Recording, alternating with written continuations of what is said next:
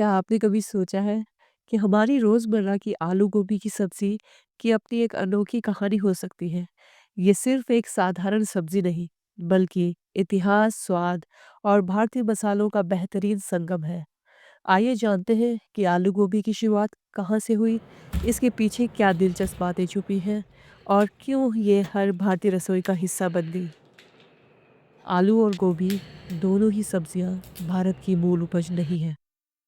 आलू ये दक्षिणी अमेरिका के एंडीज पर्वत में सबसे पहले उगाया गया था। करीब 16वीं शताब्दी में स्पेनिश व्यापारी इसे यूरोप लेकर आए और फिर ये धीरे धीरे भारत तक पहुंचा। बात करते हैं गोभी की, तो गोभी की जड़ें भूमध्य सागरीय क्षेत्र में मिलती हैं। 18वीं शताब्दी में ब्रिटिश लोग इसे भारत लेकर आए।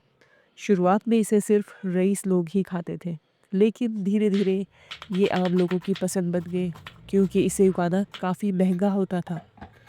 जब ये दोनों सब्जियां भारत पहुंची, तो भारतीयों ने इसे अपनी देसी मसालों और तड़कों के साथ मिलाकर एक नया स्वाद दिया।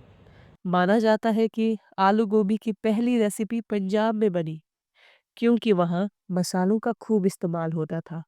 घी, जीरा, हल्दी, धनिया और मिर्च ने इसे और भी लाजवाब बना दिया। धीरे धीरे ये व्यंजन पूरे भारत में अलग अलग रूपों में बनने लगा। बंगाल में इसे सरसों के तेल और हल्की मिठास के साथ बनाया जाता था। राजस्थान में इसे कसूरी मेथी और सूखी मिर्च का तड़का लगता है।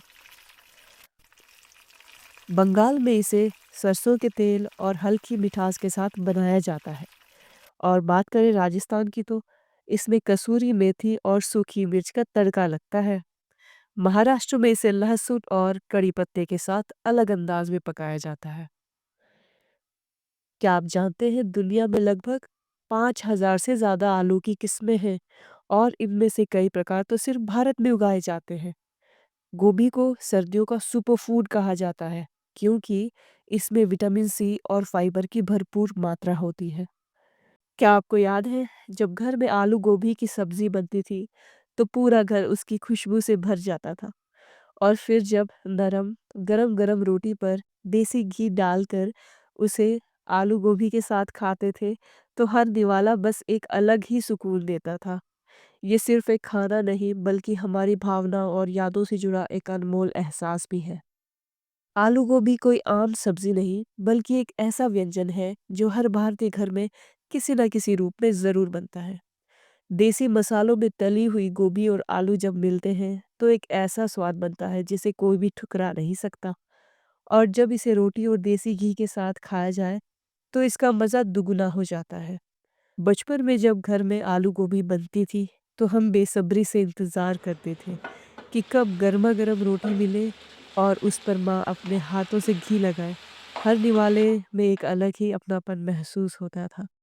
आजकल भले ही लोग ऑयल फ्री डाइट और फास्ट फूड की तरफ बढ़ रहे हैं, लेकिन देसी घी और घर की बनी रोटी का जो स्वाद है, वे किसी भी फैंसी खाने से ज़्यादा ख़ास होता है। देसी घी ना सिर्फ स्वाद को बढ़ाता है, बल्कि ये सेहत के लिए भी बेहद फ़ायदेमंद होता है। ये पाचन में मदद करता है और शरीर में एनर्जी देता है और आपकी इम्यूनिटी को भी बूस्ट करता है। क्या आपको पता है आलू गोभी की सब्ज़ी सिर्फ भारत में नहीं, बल्कि पाकिस्तान और बांग्लादेश में भी उतनी ही पसंद की जाती है, जितना कि हम भारतीय पसंद करते हैं। कई जगहों पर आलू गोभी में आमचूर या टमाटर मिलाया जाता है, जिससे इसका स्वाद और भी बढ़ जाता है। जैसा मैंने अपनी रेसिपी में आमचूर और टमाटर दोनों ही मिलाए हैं, यकीन मानिए स्वाद दुगुना बढ़ गया था।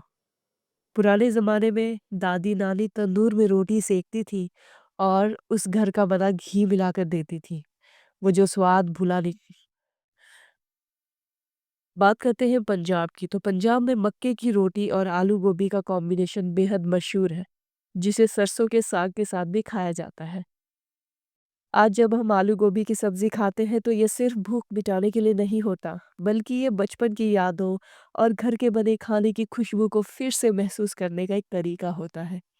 तो अगली बार जब आप आलू गोभी की सब्ज़ी बनाएं, तो उसके साथ रोटी और देसी घी ज़रूर लें और हर निवाले में उस पुराने समय की यादों को फिर से जिएं।